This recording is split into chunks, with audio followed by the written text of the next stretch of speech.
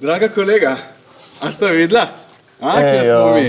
Tle so se porodile, bomo rekli, razne ideje, dogajale so se takšne drugačne stvari in kupenih talentov smo videli postopati po tem studiu, ampak vsega tega ne bi bilo, če ne bi bilo njega in to je Mario.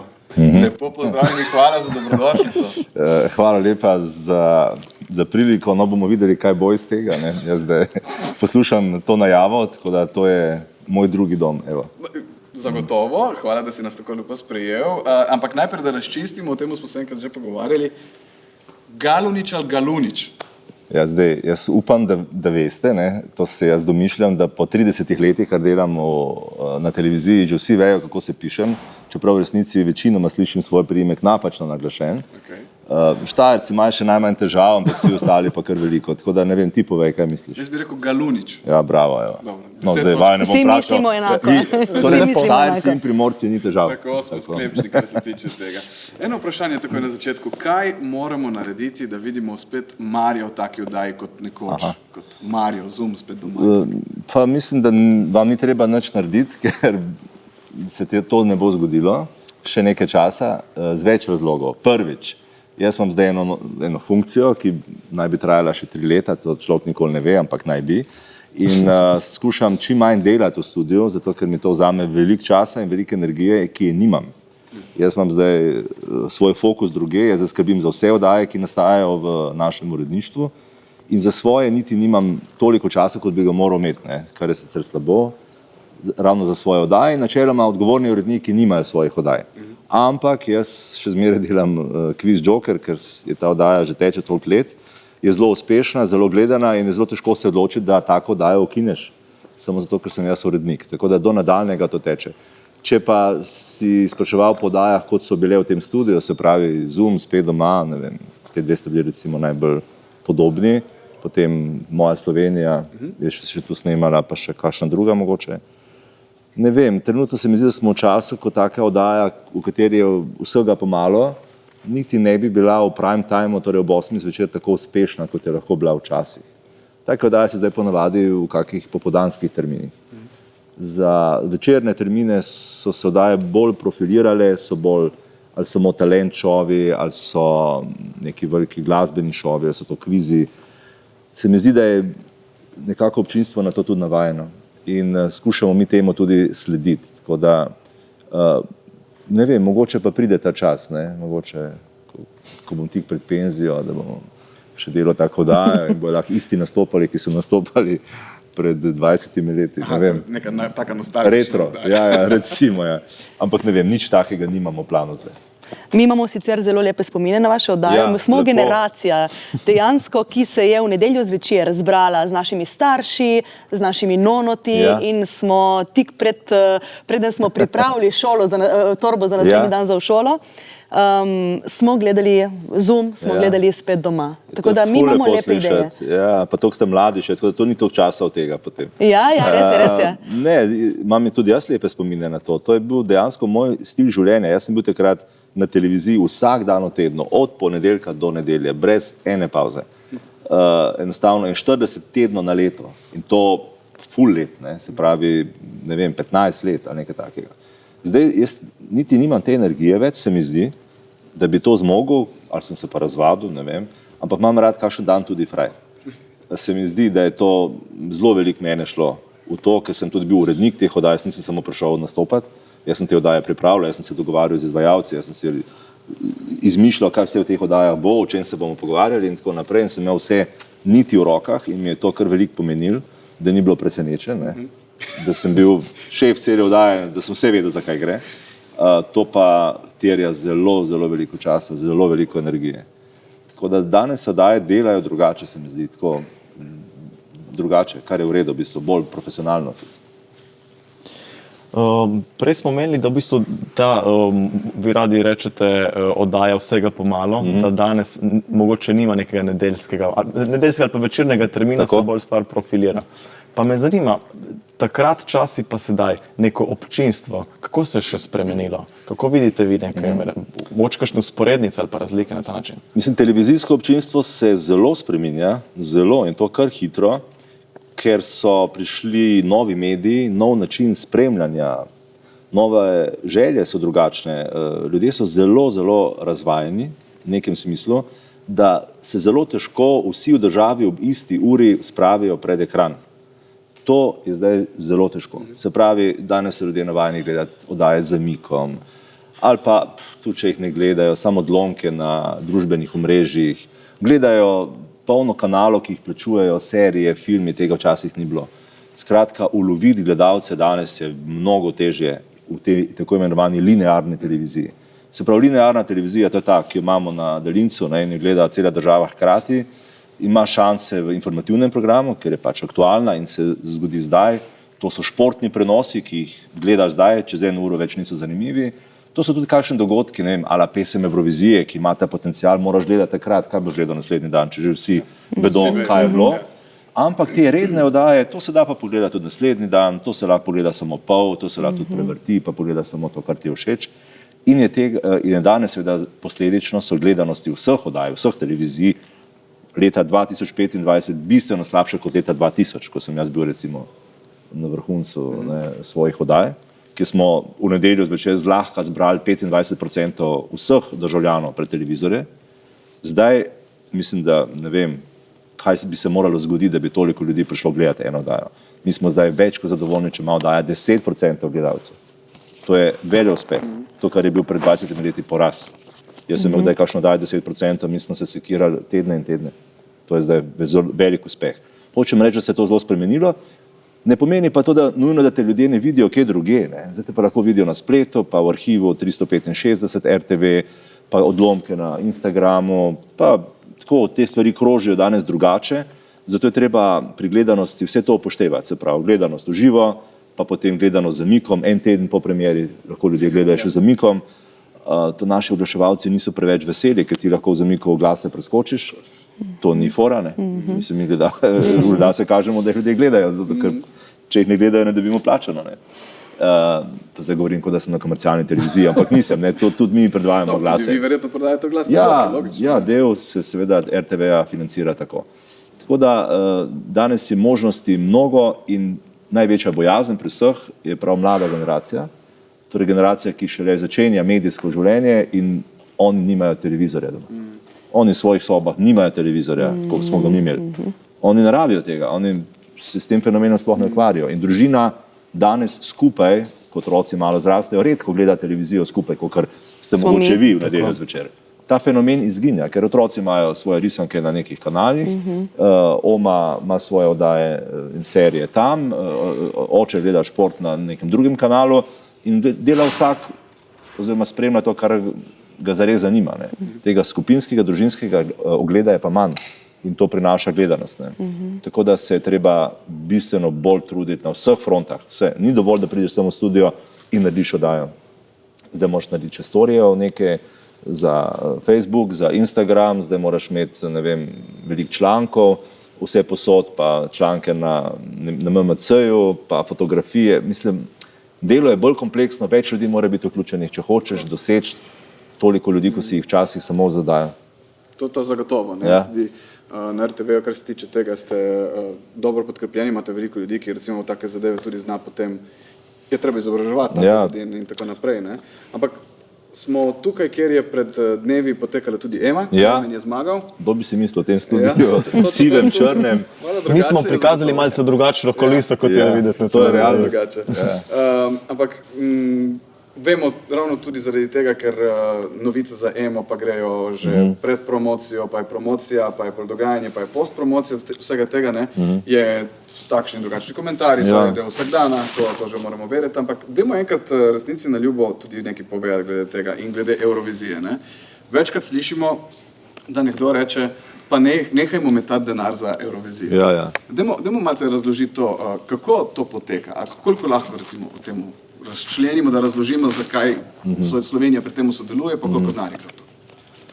Ja, to so debate, ki se nikoli ne bodo nehale, dokler bomo mi zraven.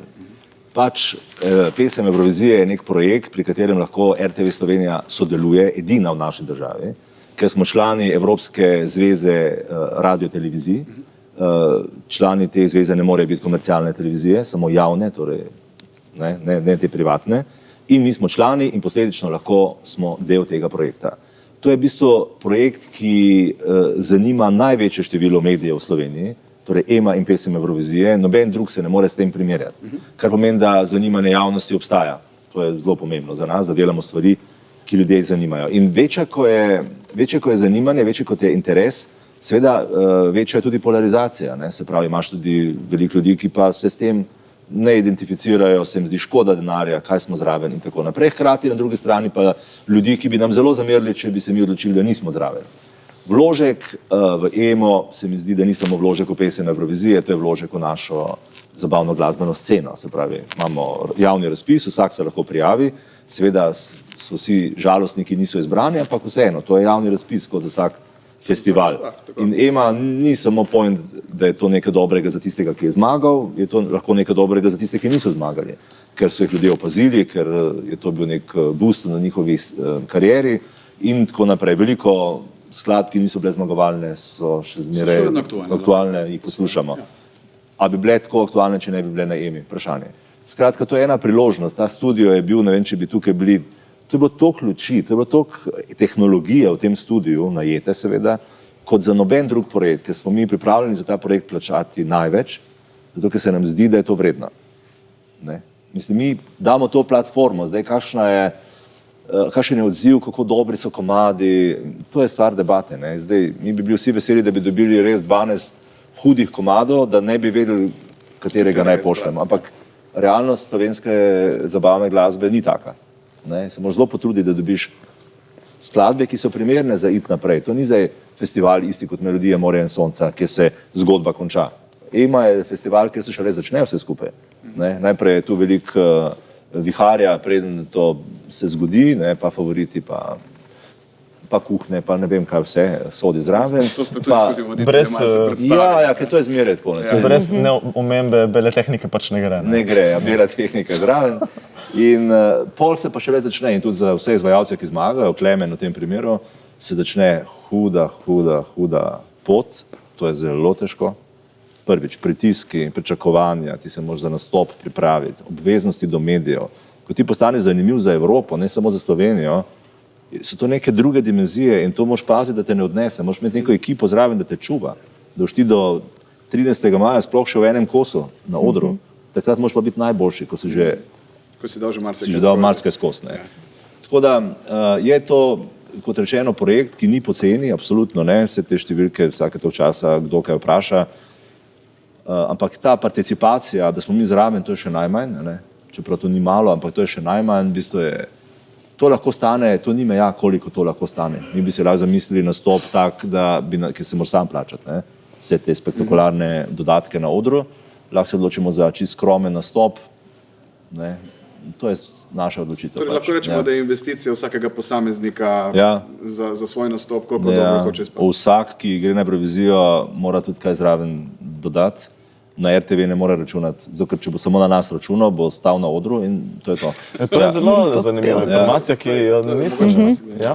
Mislim, mi se že potrudimo, da ne bo pomote. Mi support ima absolutno in tudi organizator ponuja ti odri danes, to je toliko tehnologije, luči, vse to lahko izvajalci izkoristi, da ne bo pomote. Vse to.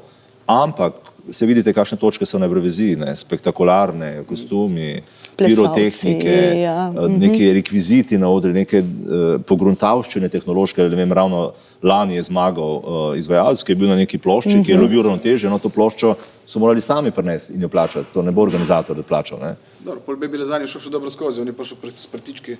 No. Ampak spremljate mogoče tudi Sanremo, glede na to, da začne. Ja, seveda, mi to, ta teden je že to, seveda.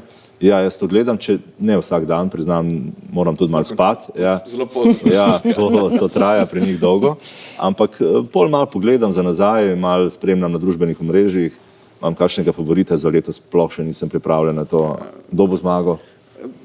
Različne imena so, ampak moram priznati, da sem presenečen, ker kotirajo zelo visoko izvajalci bolj starega, pred vsemi reperi in tako naprej. Zanimivo, pa kar je v redu. Ja, to je dobro. Bomo še videli, kaj bomo. Tam je super videti, ker spustijo na oder dejansko vse generacije, ne, tudi tekmovalni del, da ne govorimo o gostih, fino je gledati v bistvu spektakel v nekem ambientu, ki ni po moje dosti večji od tega odra. Nisem bil v tem teatru, ampak predvidevam, da oni tam zelo dobro izkoristijo. Oder je predvsem zelo tako, temu podobno. Ni dosti več. Ne. No tako je to, kako to scenografsko rešijo z lučmi, ta ležernost njihova, kako to teče. Tako, to je užitek videti, tako da kome čakam, se pravi, začne se to kdaj? Jutri, v torek. V torek začne prvi večer, potem vse do sobote. Do sobote? Ja. Prav. Za Valentinovo se zaključi. Ok, se pravi Valentinovo je v petek, se pravi v soboto. 15, ja. Ok, no bomo gledali, seveda mi to vse gledamo in si želimo, da bi kdaj tako bilo tudi pri nas, seveda ne bo, ampak... Ne recimo nikoli takih. Ne, to so dimenzije, ki pač ne more slovenska, mi smo premajhni za to, to enostavno se ne obrne toliko denarja, naša scena tako ne živi, mislim, se sam veš, si glasbenik, kako težko je samo od glasbe živeti v Sloveniji, koliko ljudi živi samo od tega, ker so pevci. Jaz mislim, da zelo malo. Zelo malo. Gremo sam po sebi stane 60 milijonov, sicer mislim, 30 pa 60 jih dobijo skozi glas, recimo. Mi smo veseli, to so zneski, o katerih mi sanjamo. Mislim, nikoli jih ne bomo dosegli, ker je to pač posledica tega malega trga. Mi sicer smo prej že rekli, vse se seli na Facebook, na Instagram, na socialna omrežja in tako tudi spremljamo couch komentatorje, ki zagotovo komentirajo tudi emo. Več ali manj so to, upam, ampak več ali manj so to žal negativni komentarji, tako kot za marsikatero drugo stvar, da ne bo pomote. Kako vi gledate na to? Se vas dotakne, jih samo preskočite, se ukvarjate s tem? Tega sem jaz v svoji karieri zelo veliko že dal skozi, se pravi, tisti, ki se ponavadi anonimno oglašajo ali pa zapisujejo te žolčne, tudi nesramne, žaljive komentarje, teh nikoli ne bo zmanjkalo. To ni možno. Danes je tak čas, ko pač lahko vsak napiše, kar želi in očitno obstaja neka skupina, nek del ljudi, ki se jim zdi, da morajo v svoj gnev, grenkobo, nezadovoljstvo povedati naprej, seveda, ni nujno, ampak večinoma so anonimni.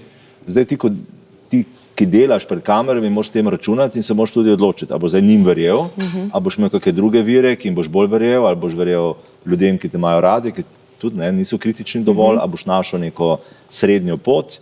Včasih je dobro kaj slišati, prebrati, pa biti dovolj zrel, da narediš neko distanco, rečeš, ok, sej to ima prav, res, to se je videlo, nismo bili pripravljeni, to se je videlo, ampak hkrati ne moreš pa biti žaljiv, zakaj, v čem pa je problem, zato ker nekdo tako in tako zgleda, recimo, ali pa ljudje so večinoma zelo osebni, tudi lahko to je prizadene. Jaz mislim, če si ti mlad človek, ki prideš na to sceno pred kamere in misliš, da si naredil najboljš, nikomu nisi nič hudega hotel narediti in prideš domov in se usedeš in začneš brati, kaj pišejo o tebi, jaz mislim, da te to lahko zatre. Totalno, če nisi pripravljen na to. Če si zdaj mlad... Lih to sem hotel vprašati. To so zdaj vsi ventili odprti. Vsak je lahko vse. Lahko je komentator, lahko si pevec, lahko si zvezda, lahko se snemaš, lahko objavljaš. Danes je ta svoboda neizmerna, zato je v tej guščavi včasih težko najti pravo pot. In mislim, da predvsem mladi ljudje, zdaj govorimo o mladih, ki prihajajo, tega me najbolj strah, morajo imeti nekega vodnika, ki jim razloži, da to je samo en delček sveta, to ni nič. To nič ne pomeni. Če 100 ljudi nekaj napiše, kaj je to, to ni nič. Tebe je gledalo, ne vem, na EMI 300.000 ljudi, kaj pol, če 50 ljudi tako misli. Samo to moraš imeti skoraj eno psihološko obdelavo zraven. Mental coach, to skoraj, to bi morali zaposliti koga. Če malo presekamo med temi festivali, mene zanima, ko ste vi stopili na oder za živo oddajo. Vi ste eni, po mojem, izmed redkih slovenskih voditeljev, ki ste tako s ponosom in z neko samozavestjo res odvodil oddajo v živo. Kako vam je bilo biti takrat na odru? Kje ste pridobili to samozavest? Kako ste se gradili? Imel sem kar nekaj sreče, ali kaj, v svoji karieri. Mislim, hvala za te komplimente, mene zdaj sem ful prešvical se. Ampak imel sem srečo, da sem začel mogoče včasih, ko ni bilo še res tega mesarskega klanja, ko ni bilo veliko televizij in tako naprej, in sem se lahko počasi naučil. Imel sem seveda nekaj talenta v sebi in jaz sem zmeraj, ko sem prišel v živo, to je še posebej pomembno, pred kamere, ker sem začel že delati oddajo v živo, takoj. Se je nekaj v meni zgodilo ali premaknilo in sem jaz na nek poseben način užival. Tudi, ko sem kdaj bil bolan ali pa slabe volje, ali pa ne vem. Jaz, ko so se kamere prižgale in se začela oddaja, sem jaz padel v nek svoj svet in me to nič ni motilo, kar je bilo zunaj njega. seveda z leti potem postaneš malo bolj tudi, kaj ne rečem, preplašen celo, ne, da nisi dovolj dober, da se nisi dovolj pripravil, da se zanašaš preveč na kilometrino, da moraš paziti, da se to ne bi slučajno zgodilo, da bi bila to neka rutina, ampak malo pa le računam na ta svoj talent, ne, ki me ni zapustil oziroma pustil na cedilu še, to moram povedati. In sem se zmeraj nekako znašel, ne vem, sem vodil 600-700 oddaj in moram biti kar ne vem, hvaležen ne vem komu, da se je nekako izteklo. Ne. Ni bilo mi zmeraj enostavno, včasih sem prihajal tudi na oder, ne tako samozavesten, kot ste rekli, ali pa sem imel kakšne strahove v sebi, ampak se je to kar je šlo. Ne. Seveda, jaz nikoli nisem šel pred kamero nepripravljen, to me je zelo veliko pomenilo, da vem, o čem govorim, pa kaj sledi. Nisem ravno človek, bo kar bo. Tega pri meni ni bilo in tudi pričakujem zdaj kot urednik od drugih, da so podobni, ne, kar sem potem tudi razočaran včasih.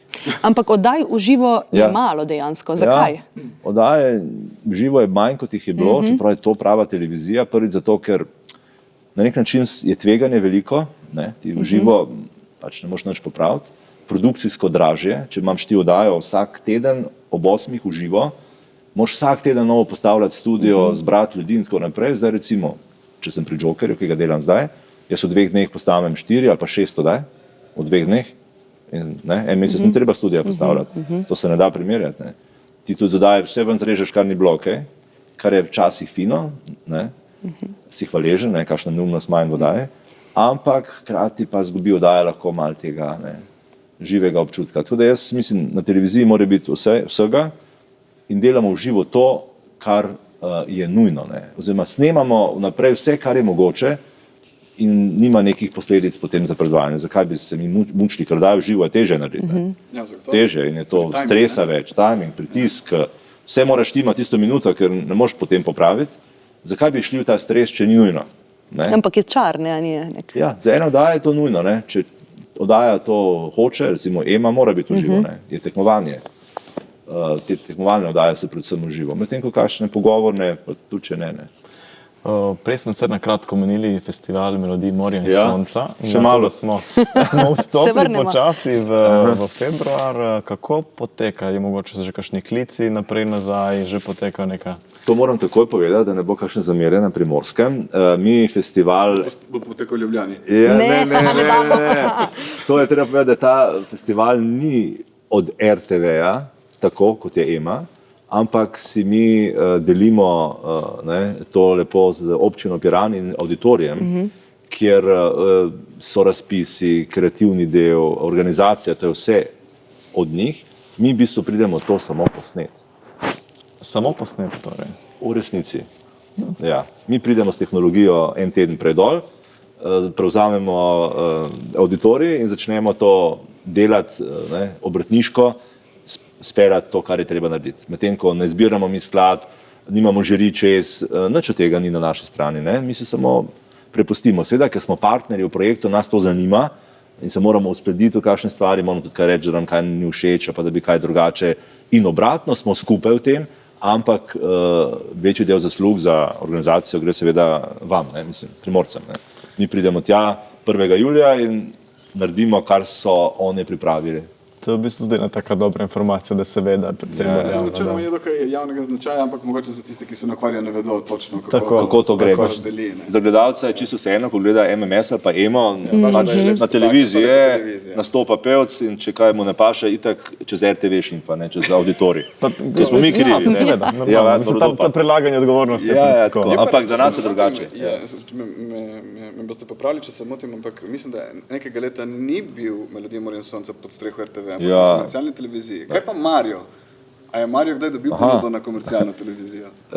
Pa v bistvu zdaj ne, v zadnjih letih ne, ampak ko sem še bil honorarc, jaz nisem na televiziji zaposlen od nekdaj, ampak sem zaposlen 15 let, se mi zdi, prej sem bil honorarc in sem to delal, mi je bilo v redu za honorar. Takrat so me nekaj spraševali, pa tudi vabili enkrat, ampak meni se to nekako ni, te odločitve nisem nikoli sprejel, ker se mi je zdela zelo tvegana. Jaz sem nekako bil rad tukaj, ker vem, kakšna je razlika, vem, kaj je tukaj pomembno, kaj je tam pomembno, da je tam pač najpomembnejši seveda rating. in da če tam bo en teden 1% manjši rating, kot je bil prejšnji teden, bo to problem. Tukaj to ni problem. Ne? Tukaj smo manj na to usekani, ker imamo drugo poslanstvo, drugi fokus. Ne? Nam je pomembno tudi, da skrbimo za naše glasbenike, za našo dediščino, za jezik, za tradicijo. Izobraževanje. Vse to je tukaj pomembnejše, ne samo rating. Ne? Rating se pa ne dobiva nujno s tem, ne? Z lepim jezikom. Nikako, samo en del celotne zgodbe je pač rating, no, tako ni zgolj to. Ni nepomembno, ne? To je pomembno, mi se o tem pogovarjamo ves čas. Absolutno, ko gremo delati novo oddajo, rečemo, koliko bi ta oddaja morala imeti gledanosti, da bi nam bilo ok. S tem, da zdaj ljudje, ko se pogovarjamo o teh ratingih, to je zmeraj en kaos. Ne?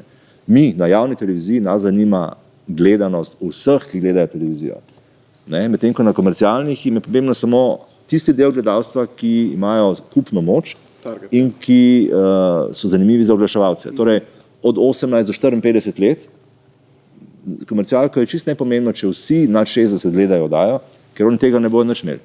Nam pa ni to vseeno, nam pa ta podatek vseeno nekaj pove. Ne? Mislim, tretjina Slovencev je starejših od 60 let. To so naši najbolj zvesti gledalci, najbolj tradicionalno. In nam je pomembno, da nas gledajo.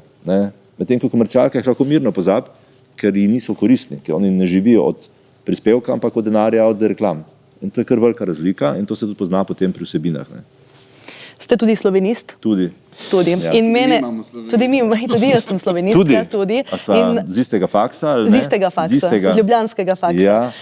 Imava iste profesore, najbrž kakšne? Verjetno res. Ja, verjetno kakšnega še, ne bova začela. Še poklopi. Sigurno, eno vprašanje, kot slovenistka slovenisto, kaj vas bolj moti, če nekdo ne uporabi dvojine ali če nekdo ne uporabi rodilnika pri zanikanju?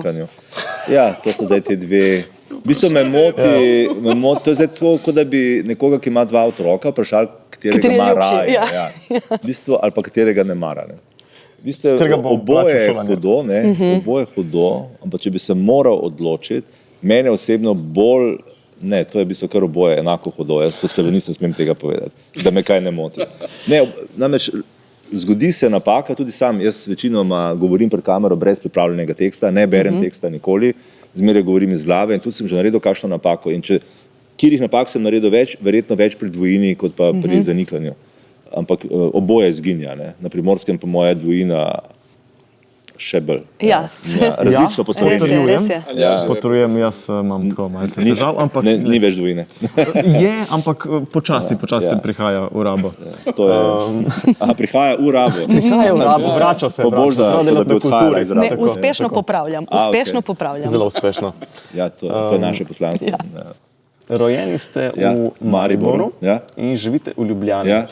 Zdaj, recimo, če odmaknemo čas, prostor, denar, kam bi se odselili in zakaj? Iz Ljubljane, če bi se. Tako, če bi se. To je mogoče čisto nek tak, lahko je zelo realen scenarij, lahko je imaginaren, čisto na vas. To bo zelo hipotetično, ker se najbrž ne bom selil, najbrž. Se pravi, jaz sem se iz Maribora preselil v Ljubljano v času študija in sem tudi tukaj ostal, ker mi je tukaj, pač to je zdaj Štajercem zelo grozno slišati, ampak jaz se pač tukaj bolje počutim.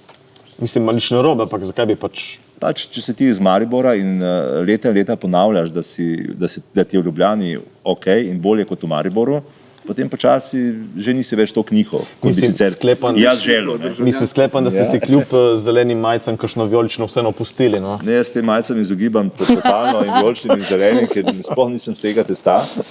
Jaz zelo rad grem v Maribor, meni je v Mariboru, jaz imam celo družino tam, meni je tam super in moče tudi z leti prije malo nostalgije in imam tam sošolce in imam ful spominov. Meni je to, tiste ulice, jaz sem živel v centru mesta, meni je to zares prijetno, ampak ne bi mogel živeti v Mariboru. Jaz mislim, mogel, če bi moral bi že, ampak če lahko izbiram, mi je pač tukaj bolje. Ampak zdaj, kam bi se izselil? Jaz v bistvu res govorim, da živim v Ljubljani, ampak jaz že kar nekaj let ne živim v Ljubljani, ampak živim pol ure iz Ljubljane in to na podeželju, blizu Višnje gore, se pravi na Dolenjskem, v naravi, tako rekoč, in mi je tam v bistvu najlepše. Ne?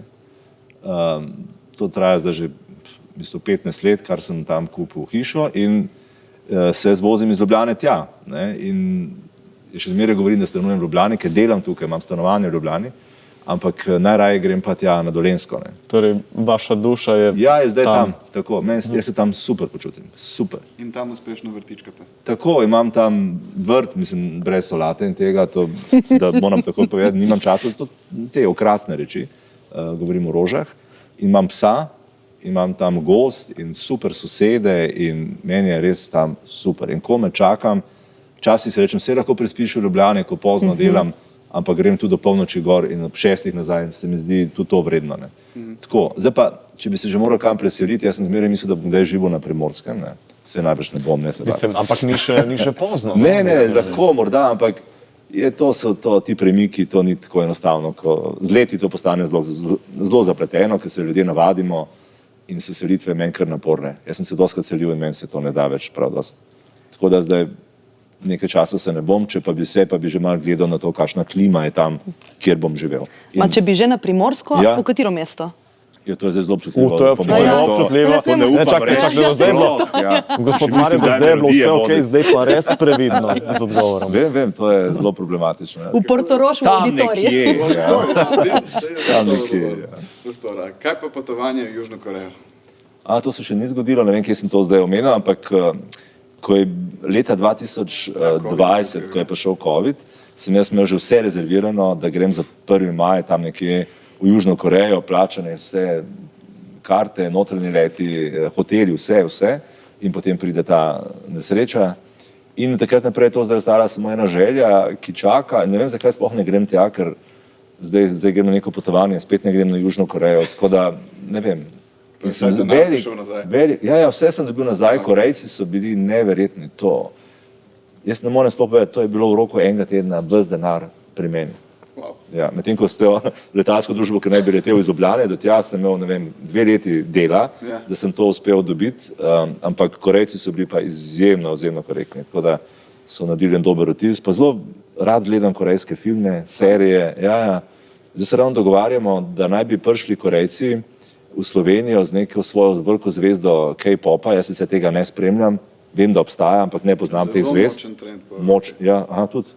No, zdaj bi neka zvezda prišla sem in zdaj oni iščejo enega glasbenika slovenskega, ki bi bil na tem nivoju, kot bo ta zvezdnik, ne vem, kdo to je, in bi onva skupaj hodila po Sloveniji in so rekli, sej ne bo cela ekipa prišla, samo del ekipe te oddaje, smo rekli, koliko pa, samo 30 jih pride, 30, to je celo nadstropje pri nas, vsi, ki smo zaposleni na razvedrilu, je 30, ne. To bo samo za eno oddajo prišlo s tem zvezdnikom ali zvezdnico, ne vem, in zdaj oni pričakujejo neko našo ponudbo, seveda, kje bi to snemali, pa s kom, pa kako, pa kdo bo to plačal, zdaj se začenjajo ti pogovori. Korejsko že znate? Ne vem, kje je to. Niti pozdrava, ne? Ne, jaz sem potoval po Aziji kar veliko, ampak sem obupal, niti ene besede se nisem uspel nikjer naučiti, tako da mislim, da nimam talenta za azijske jezike, nobenega. Sicer, kot ste že povedali, oziroma kot je jasno iz tega, kar ste zdaj povedali, veliko potujete, imate radi potovanja. Kaj pa ima Mario vedno s seboj na potovanju? Poleg, kot vemo, vsega tistega, kar rabi vsak, ki gre na potovanje, kaj imate vi nekaj posebnega? Nekaj posebnega? Ja, posebnega oziroma nekaj, kar vedno vzamete s sabo. Ja, zdaj bom sigurno kaj povedal, ker bom pozabil kaj bolj zanimivega. Pač jaz sem se zdaj navadil pri teh potovanjih ne komplicirati. Malo je tudi odvisno, kam greš, pa kdaj greš, ne, po zimi, poleti, eksotične kraje. Jaz ponavadi kar potujem z 10-kilogramsko cabin luggage prtljago, tudi če grem zelo daleč, ker se mi zdi, da ne potrebujem nič več na teh potovanjih. In dejansko stlačim noter vse, kar je treba. Največja skrb je zmeraj, če imam vse polnilce, ki jih potrebujem, zato ker to se je pokazalo kot zelo pomembno. Potem z leti je človek zelo obremenjen že s tem, kaj če se kaj zgodi. Včasih nisi na to pomislil, zdaj pa kaj če se kaj zgodi, ker poslušaš zgodbe, kaj se je ljudem zgodilo na Šrilanki. Recimo ena prijateljica se je zlomila, padla, kakšne komplikacije. Skratka, postaneš tako, zavarovanje, to moraš imeti in to zdaj že, včasih je bilo dovolj osnovno, zdaj že zanam že polno, tako da ni sploh, da se mi kaj ne bi zgodilo, pa zdravila, pa vse antibiotike, vse kar je možno. No, tako, to je že kar pomemben vidik, da se ti tam sam svoj zdravnik lahko, ne.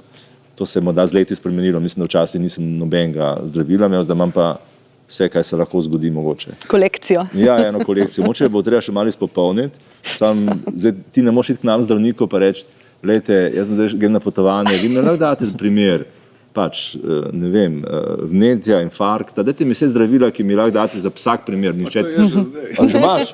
Kje dobiš? Jaz sem tako prestrašen vsega tega, jaz sem vzamem kufr za zdravili in kufr za oblec. No, vidiš, potem sem jaz malo pozno s tem začel. Sem pa ugotovil, da če greš v te manj razvite države, da bistveno lažje prideš do vseh zdravil, za katere moraš tukaj milo prositi, ne?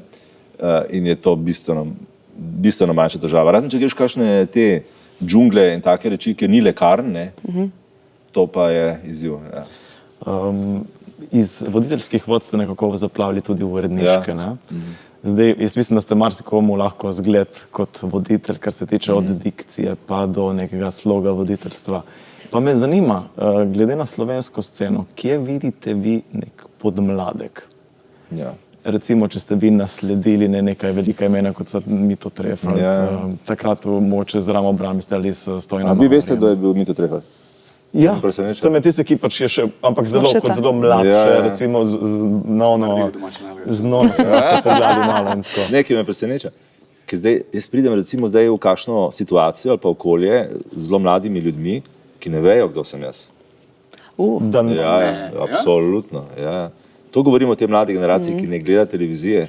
Jaz lahko pridem, seveda, obstaja zmeraj verjetnost, da to ne, ampak sem že doživel, da v resnici niso vedeli, kdo sem jaz. Kar se mi je zdelo kar fajn, ker ne. Po eni strani dobite malo zasebnosti. Ja, končno, ne. Ampak zdaj to s tem podmladkom, to je neka tema, to je zelo dobra tema in to je kar težava, ker se mi zdi, da je danes ta medijski svet tako narejen, da hoče non-stop neke nove obraze, hkrati pa jim tudi ne da prilike, da bi se naredili pred kamero, sploh ne, jih hitro odvrže ali pa zavrže. In ti ljudje, ki prihajajo, tudi hitro odhajajo, ker uredniki, ustvarjalci v želji, da bi presenetili občinstvo in ga navdušili in dobili rating, zmeraj vabijo nove ljudi, da bi ta efekt dosegli, ker ti z nekim, ki se že stokrat pokazal, tega ne moreš. Na javni televiziji je ta trend malo blažji, ampak tudi obstaja. Zato je težko danes narediti neko kariero, dolgo 10-20 let, ki bi ti začel in se počasi razvijal in bi ves čas dobival priliko. Ne? Se zgodi, da dobiš in potem kar naenkrat ne. In leta, desetletje, nič pametnega ne dobiš, kako boš pol naredil kariero in postal voditelj A lige. Ne? Zdaj, težko, težje kot včasih, absolutno težje, ker je ta trg neočakan, ker se ljudje neočakani, ker nimajo potrpljenja, ker nimajo potrpljenja za nič, kaj šele za enega, da se bo pred njihovimi očmi delal voditelja. Tako da je to danes težje, ni nemogoče, je pa težje. Ne? Tako da zdaj jaz, če bi rekel, kdo je za ta podmladek, ki zagotovo gre po tej poti, da bo, niti ne znam povedati, ne, pri nas, če smo mi dovolj naredili, da bi se to zgodilo. Iskreno pri vas, poleg seveda očitnega talenta, koliko potem neko znanje vodenja, dikcije, tudi govora, predstave, konec koncev, se pripisuje pri vas osebno talentu oziroma kilometrini, ta razdelitev mogoče? Ja, jaz mislim, da sploh se ne podaj na to pot, ne zbiraj teh kilometrov, če nimaš talenta že na začetku, ker ti ne bo uspelo.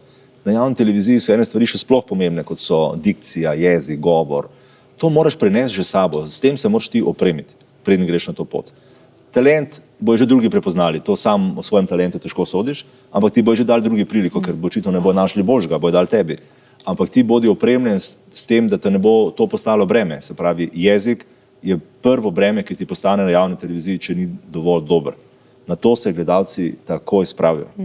Da ti spraviš pred kamero človeka, ki ne govori dovolj dobro, ne pomeni, da moraš biti speaker kot najboljši speaker z Radia Slovenija. Nihče tega ne pričakuje, ampak da znaš uporabiti dvojino, da znaš pravilno vikati, da veš, kako je z rodilniki, kako je s sklanjatvami, da nisi v zadregi jezikovni, da znaš priti do pike, da stavek, ki ga začneš, ga tudi končaš, da znaš prave podarke zbirati in tako naprej. Moj govor ni idealen, jaz sem iz Maribora, kot ste že povedali, jaz se moram naučiti vsakega širokega oja, jaz imam še zdaj težave, ko hitro govorim, da se to ne bi slišalo, ampak to ni tako pomembno, ne iščemo te popolnosti, iščemo neko artikuliranost in neko zavest jezikovno, med drugim. Potem pa je tu energija, ti moraš biti živ v sebi, tebe morajo stvari zanimati. Nobena šola, noben faks ti ne more dati te radovednosti. To jaz najbolj pogrešam pri mladih, ki prihajajo k nam na audicije pa delati. Radovednost, da te zanimajo stvari, da sprašuješ, da hočeš biti še boljš, da nisi po tej liniji najmanjšega truda narejen, da se trudiš več, kot je treba. to je neka, mogoče je to v novi generaciji lastnost, ki je bolj redko posejana, kot je bila pri nas, ki smo bili pridni, vesni, zmeraj pol ure prej na snemanju, hvaležni, da smo dobili priliko, skromni pri honorarjih. Tako je bilo. No, to so zdaj neke stvari, ki so mogoče malce v zatonu. Tako, drugi trendi. Jaz pa mislim, čeprav ste to zdaj malce drugače zapakirali, da Mario je samo eden. Tako rečeš Mario, se točno ve, kateri Mislim, Mario je brand. Je pač brand. Bi to moral zaščititi jaz. Marko TM, že zdavnaj. Ne, dejansko smo rekli, mi imamo res spomine, nedeljske spomine na vas. Po mojem ni naše generacije. V naši generaciji ni osebe, ki ne bi rekla, da... Še tako ime imam, ki ni zelo pogosto, vsaj v mojih časih ni bilo. Doli Prasih je Ok, na Primorski je to drugače, tako da nisem imel veliko konkurence z imenom. No, da če bi bil, ne vem, Janez, ne vem, če bi to bilo isto, ne? Ja, tako da imam srečo, kar se tega tiče. Še mogoče zadnje vprašanje, potem mislim, da zaključimo. Katera je najbolj nora stvar, ki se spomnite, da ste jo naredili v etru? Torej v živo? Jaz nisem zelo znan po tem, da bi delal kakšne neumnosti pred kamero, prej jih bežim pred njimi in pazim, da jih drug ne bi, ker so pol težave, pa se mi ne da s tem ukvarjati. Mislim, vse sorte sem že naredil, reševal milijon stvari v tem studiu. Vprašanje je bilo najbolj nora, kaj je stvar? Najbolj nora, mogoče drugače vprašamo, ker nora očitno ne bo, ampak najbolj zanimiva stvar, drugačna stvar, ki ste jo naredili v živo. Najbolj mogoče stvar, ki niste pričakovali, da se bo zgodila, pa se je. Mogoče ste deeskalirali kakšno situacijo, ki je bila... Ja, zdaj meni zmeraj pride v spomin en dogodek iz tega studia, seveda. To je bilo v oddaji Zoom 100 let nazaj, ne vem, kdaj je to bilo, kjer, to sem o tem že govoril, se ponavljam, ampak za Radio Kapric še nisem tega povedal, kjer je bila gostja oddaje takrat Miša Molk, ena od gosti, ena vem, da je bila Milena Zupančič, zdaj tretjega se ne spomnim, in si je Miša kot televizijka seveda prekaljena in ve, da je treba nekaj narediti, če prideš v oddajo, da ni dovolj, da si samo to, kar si je zamislila, da bo v oddajo na koncu, čisto na koncu, ko se bom jaz že poslavljal, da bo povabila mojo mamo. In ker je bila seveda tukaj interna, je ona to znala speljati, ker je vedela, kako se človeka spravlja na televizijo, ker često vse vidim, mislim, vse vem, ampak ona je bila domača in je to vedela, kdo sme vedeti, kdo ne sme. Moja mama je bila malo naivna, misleč, da to mora narediti, tako se je zdelo, verjetno je tudi bilo tako predstavljeno, da bom jaz zelo vesel in tako naprej. In je ugodila, ne vem, kako so to v nedeljo uredili, ona je šla k frizerju v nedeljo, ne vem kje, ali so pa tle naredili, vse ne vem. Skratka, bilo je konec oddaje, jaz se začnem poslavljati in me pol Miša prekine, če jo samo en moment, takrat sem mislim, da Viktor je dobil pa je kao neko nagrado mi bo dala, in je prevzela malo besedo, jaz sem malo gledal in to zelo hitro speljala in je prišla noter moja mama Milena Galunič. Moja mama se sploh ne piše Galunič, ne. To je bilo že prvič sem slišal ime moje mame s tem priimkom, ki to ne gre skaf. No, pa dobro, tako je bila napovedana in pol ona pride skozi vrata, odpreje ona vrata in ona uleti vsa zrihtana neke obleke, ki sploh ne vem, ki jih je dobila, ker so jo oblekli, sfrizirali, našminkali, vse. Moja mama se ne šminka, moja mama se ne rihta tako, je bila čist en drug. Ena podoba mame, ki jaz videl, nisem v življenju, tako, in to v živo. Zdaj, kaj narediš, ko vidiš svojo mamo v živo, bil sem na nek način ganjen, na nek način me je to tako zelo se dotaknilo, bil sem tudi jezen, tega nisem smel pokazati, nisem vedel, kaj ne rečem sploh, ker oddaja je bilo že konc, ni bilo več časa, da bi karkoli jaz rekel. Jaz vem, da sem se stran odbrnil od kamer, tako stran sem se odbrnil proti sceni, sem razmišljal, kaj moram zdaj narediti, da bo to nekako ne bo škandalozno preveč. Ok, sem se obrnil, sem jaz to speljal, sem objel, happy sem bil, tako naprej. In smo to nekako uredili. Potem moja mama je že v sekundi prvi videla, da to ni ok. Takoj, ko me je videla. In smo potem o tem razpravljali, ampak sej ni bilo nič hudega.